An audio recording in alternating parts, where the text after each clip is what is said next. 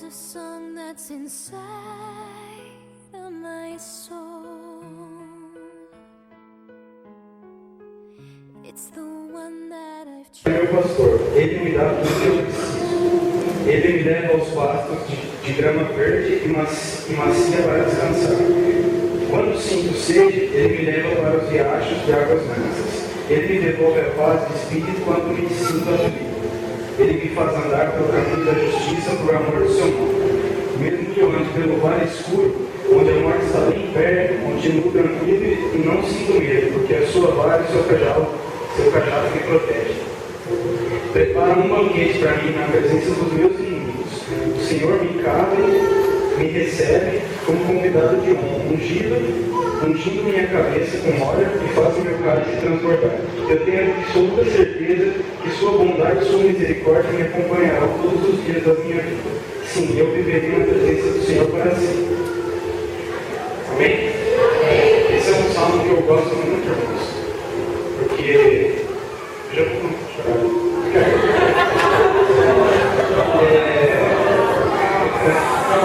Porque Deus tem se mostrado presente na minha vida desde quando eu nasci.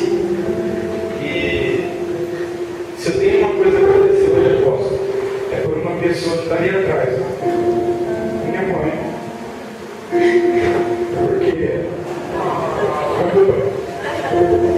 eu me converti quando eu tinha uns 12 anos, comecei na igreja de pastel, brigava com a roupa jogando bola na rua, e depois eu comecei a ir para a igreja. E depois de um tempo,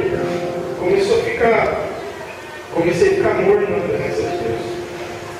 Deus fala que o crente tem que ser 5 anos, que o morno ele vomita da boca dele. Então eu comecei, faz uns 2 anos, eu comecei a fazer faculdade e me desviei da presença do Senhor. E eu tenho certeza que a